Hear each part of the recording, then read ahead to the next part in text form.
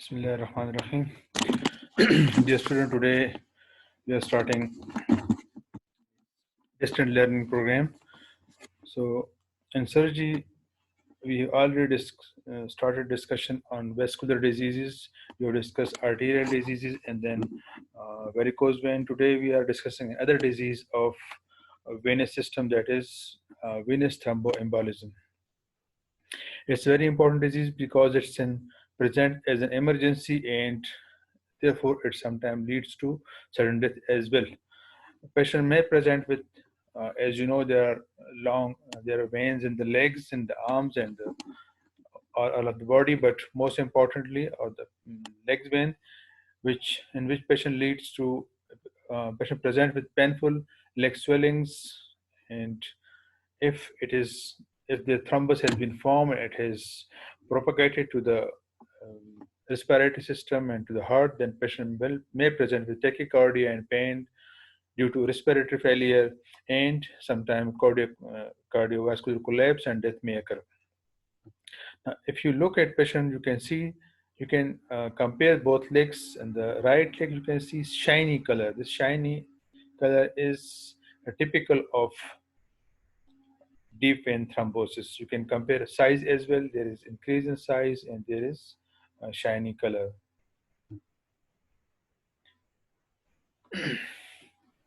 Now, how you define thrombus? Thrombus is formation of semi-solid coagulum within the venous system, and most common direct cause of death in surgical patients, because surgical patients are either operated for some malignancy or some physiological processes like obstructed labor, patient going into cesarean section, or patient may be due to some roadside accident. So these all, when you in the next slide you will see, these all are the factors which are contributing to venous thrombosis.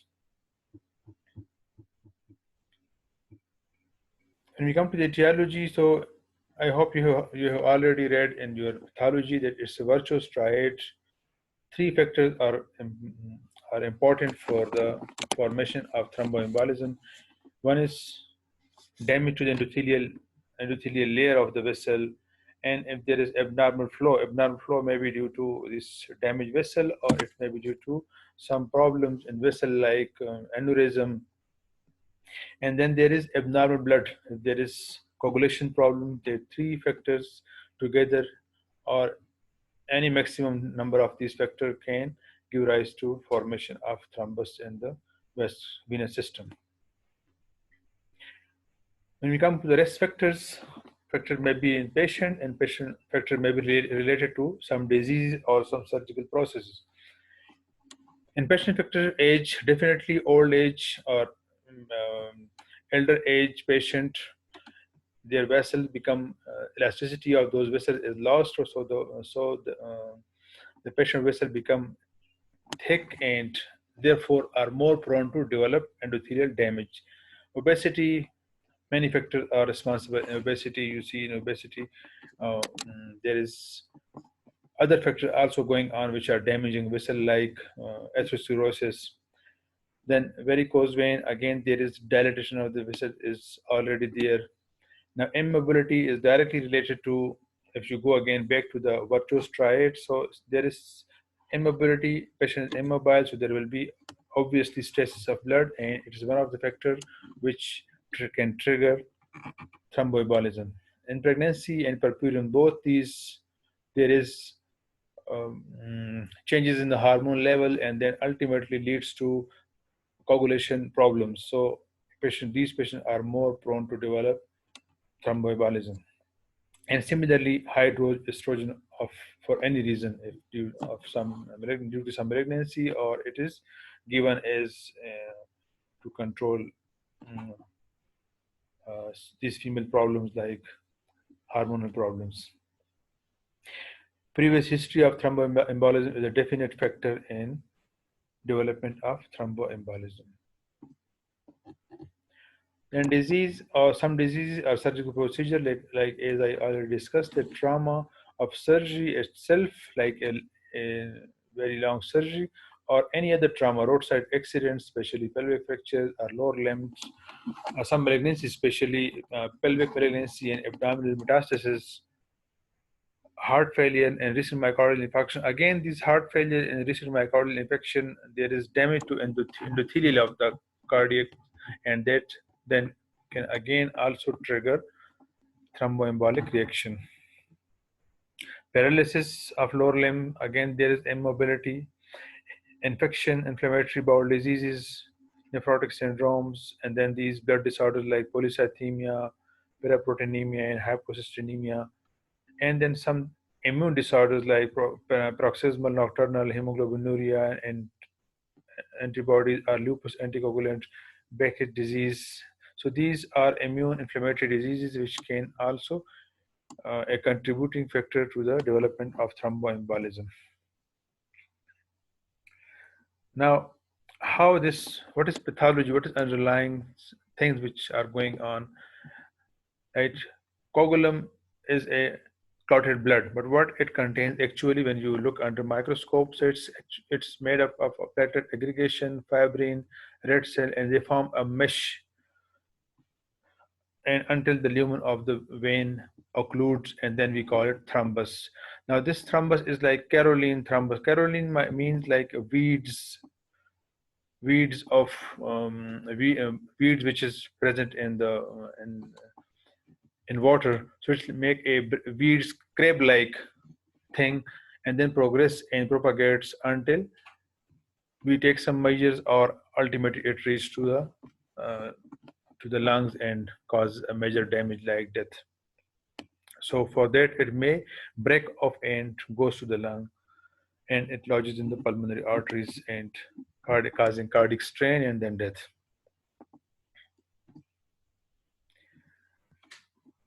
Now, as I already showed you a picture of legs, that it commonly present as leg swelling, and when you examine those legs, so they will be hot to touch, and they will be tender in most of the patient. Now, luckily, only 10% of the patient may develop pulmonary embolism due to this thromboembolic phenomena. When you examine those patients, a general physical examination, there will be low-grade pyrexia. Look at when you just inspect the skin of that those legs, as you've seen in that picture, it will be shiny skin, it will be reflecting light, and leg will be definitely tender because thrombus is there, and it is you should mention to the tenderness, but it is advised not to elicit tenderness, because when you elicit tenderness, this thrombus may dislodge and can propagate and become embolus.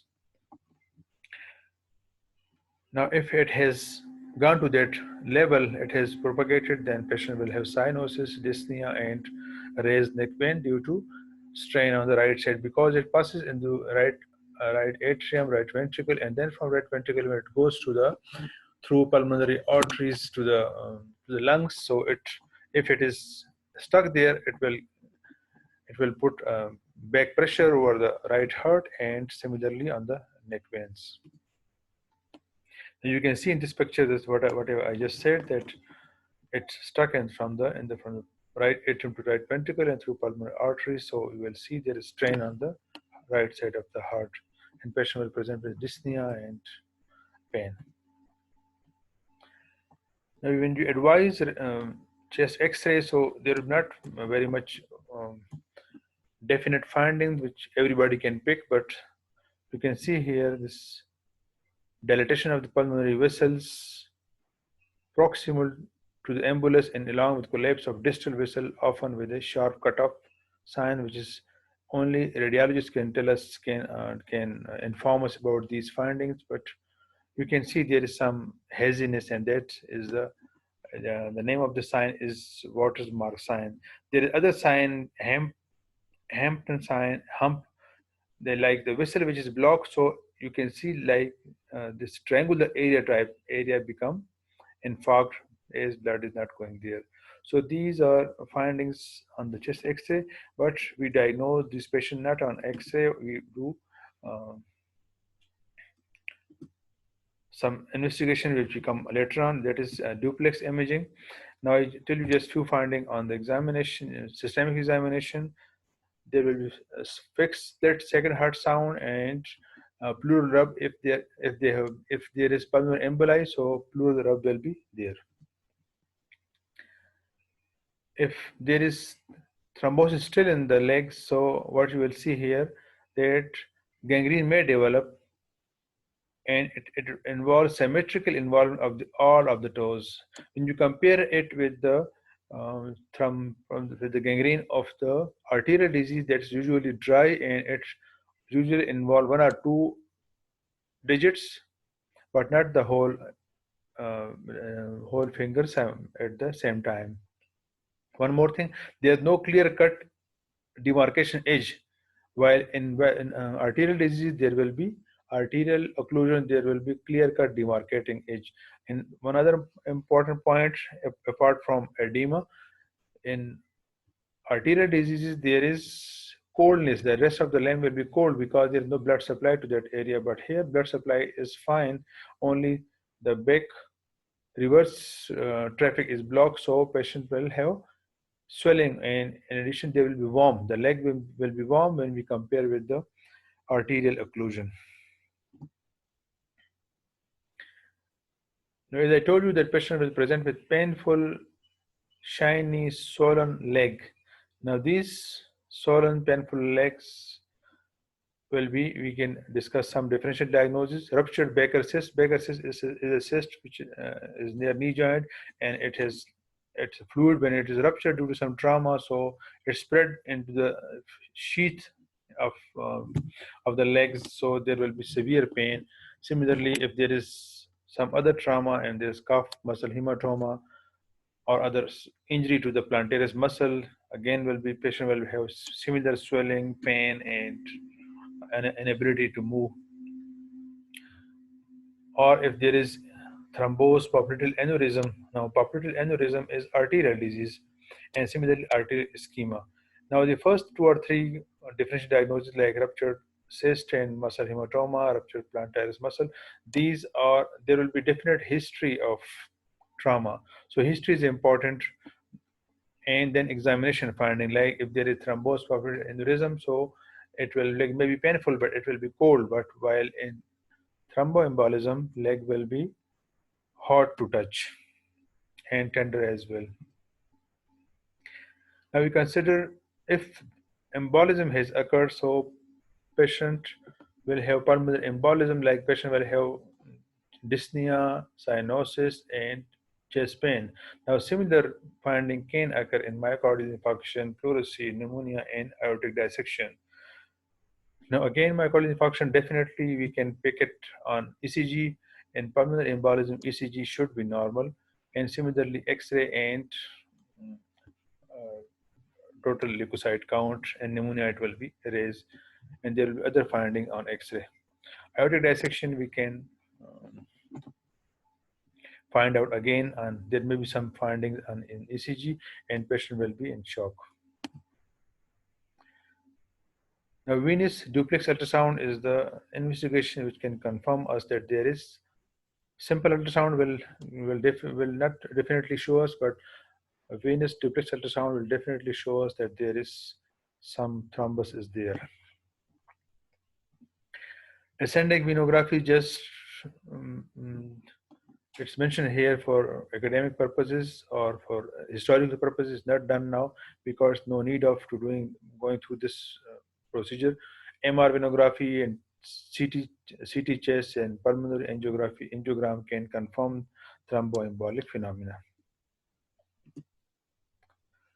Now this is a CT chest. You can see this area. This is a thrombus in a pulmonary vessel, which has blocked the pulmonary artery.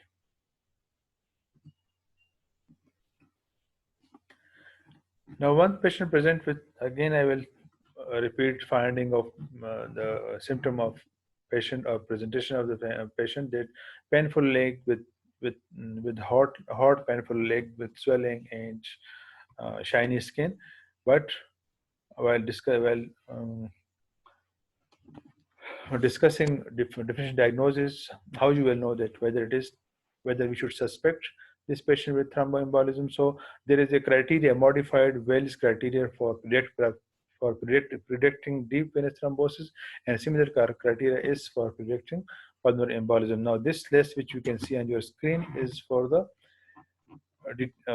predicting whether this patient will have deep venous thrombosis or not. So these are some examination and some are history findings. When you take proper history, like this table is present is in the ballet. I just read some of these lines, like lower limb trauma or surgery or immobilization and a plastic cast. If this history is there, you will label a score 1. Similarly, if the bedridden patient for more than 3 days, so 0.1, you touch it and there's tenderness, so 0.1. So come to the last line, that if score is -2, so it means that -2, you can see last line, alternative diagnosis most likely than DVT. If your findings are like, suppose there's clear cut trauma, so most likely diagnosis is acute trauma. I mean, there is Baker cyst rupture or there's a plantaris muscle rupture. So this is in other diagnosis than the DVT. So when there is score is -2, it means that your probability is very low probability that patient may have DVT. And then there is, if score is from 1 to 2, so there's moderate probability, and then there is high probability if score is more than 2. So these are just examination and history finding. Now similarly, another criteria is for pulmonary embolism. Again, if score is less than 4, means that pulmonary embolism is unlikely. If it is more than 4, it suggests that pulmonary embolism is there.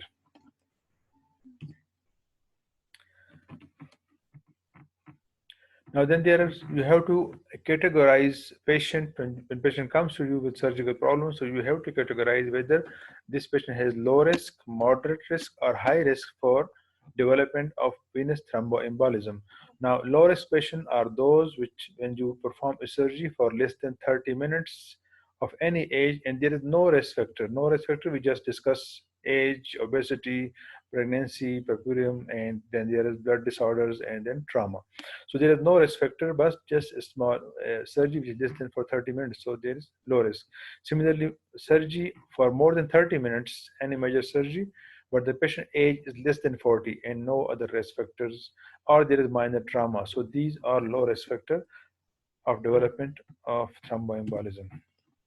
Now, if there is major surgery means more than surgery for more than 30 minutes, or patient age is more than 40, or other risk factor are there. Anyone like patient obese, or patient's age is more than 50, 40, or patient is a female with pregnancy, so it's a moderate risk factor. Similarly, inflammatory disease or some malignancy is there, and you are operating upon that patient, or there is some trauma or burns, or there is surgery is minor, but there is previous history of DVT and pulmonary embolism. So these all scenarios are fit in moderate risk factors. Now, if patient having a major orthopedic surgery or fracture of pelvis or hip or lower limb, so there are high chances of development of thromboembolic condition. Abdominal pelvic surgery for malignancy, or major surgery in patient with DVT and pulmonary embolism, or there is lower leg paralysis, or if there is major lower limb amputation, below knee amputation, or above knee amputation for any reason, like for trauma or for ischemic gangrenous leg. So these scenarios again will fit in high risk group venous embolism. Why it's important to know whether which patient having a low risk and high risk and moderate risk, because you will make similar arrangements for the patient if patient develop these thromboembolic conditions. Now, once you diagnose after taking proper history and examination and going through duplex scanning, CT chest, so then there is, when you confirm that this patient is either having risk factor for development of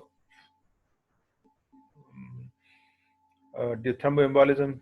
So if there is establish thromboembolism, then we go for treatment. But first we discuss the prophylaxis. Suppose a patient is undergoing surgery, you are dealing with the surgery. So which patient the prophylaxis will be needed? Now the moderate and high risk patient will need prophylaxis to avoid development of thromboembolism. Now prophylaxis is of two kinds, mechanical and pharmacological methods. Mechanical mean that you try to avoid stasis. Like if again I go back to the etiology, so there is virtuous triad, stasis, damage, and third is coagulation problems. So you you address in mechanical prophylaxis the stresses factors. So there's to avoid stresses. So what you do, you apply graduated elastic compression stocking during surgery. If patient is going undergoing a major surgery, so you put some stocking to the patient. Now these graduated stockings, actually there is pressure increase from the ankle up to the knee joint, slowly increasing pressure. But we should avoid these in patient with vascular insufficiency, because if there is vessels are insufficient, there are atherosclerosis, you are putting extra pressure over it, so their patient will more chances to develop ischemia of the leg. So these are avoided in the patient with vascular problems. Then there is external pneumatic compression. External pneumatic compression is like your BP cuff that is applied over the leg, over the calf muscle, and you can apply control pressure so that it does not occlude the vessel, but there is some movement going on in the vessel and to prevent stresses of blood. And then there are newer agents, gadgets like electric nerve stimulators, but there's not well established factors, not well established so far, because when they develop some gadgets, so they do some studies over it, and when research shows that they are effective, then they are in the market for use. So now, still now, only stockings and external pneumatic pressure are in use. Now, some patient, for more effective results, we give pharmacological method, apply pharmacological method like heparin, low dose unfractionated heparin, use both IV and subcutaneously. And similarly, better than this is a low molecular weight heparin, which is given subcutaneously once a day, and it does not require monitoring and safer. While heparin, the low dose heparin, unfractionated heparin needs monitoring with the PT and APTT tests. And sometimes you combine both these procedure in medium or high risk group as well.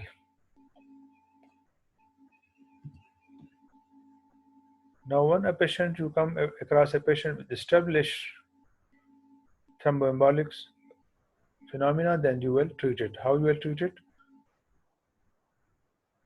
Anticoagulate confirmed cases with treatment dose of subcutaneous low molecular weight heparin. Now, uh, these heparin and low molecular weight heparin both have different doses for prophylaxis and for treatment.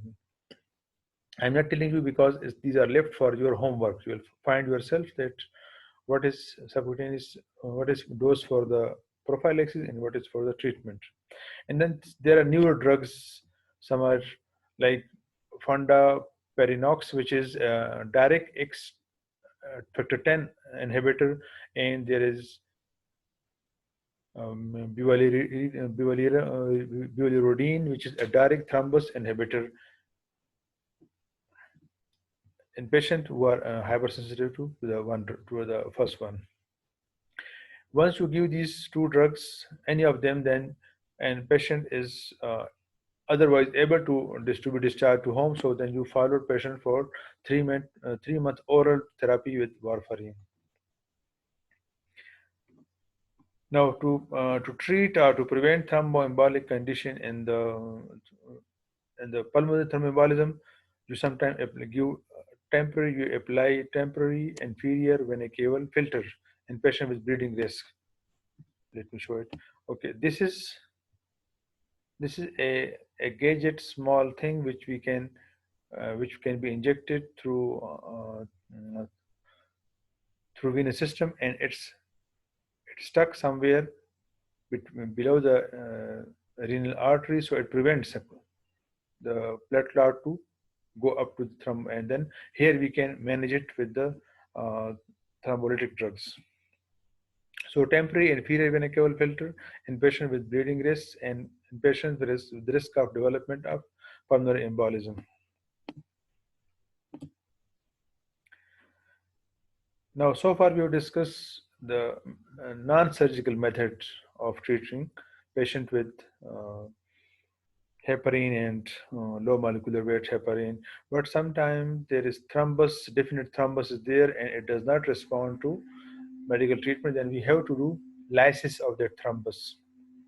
Like we also discussed this already in vascular diseases, in arterial diseases. So here again is tissue plasminogen activator is administered directly through a through a catheter into the vein and goes there, and it causes lysis of thrombus. Then there is stent grafting. Some thrombi can be compressed, allowing the venous lumen to be open. We discussed the graft, or we discussed the stent in the arterial disease. So similarly, some stent um, is injected into the veins, and it causes then thrombus to compress and lumen is open for the blood to flow.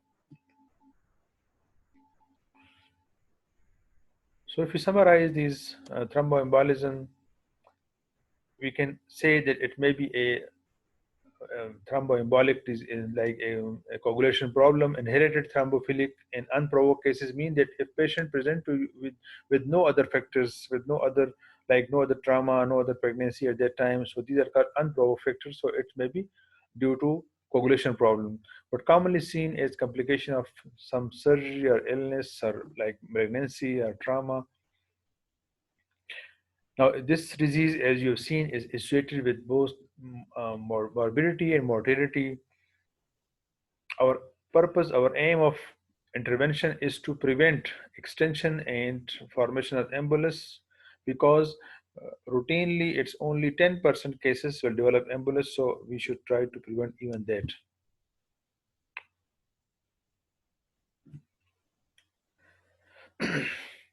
Now, some words about pulmonary embolism. Most pulmonary emboli can be treated by anticoagulation and observation only.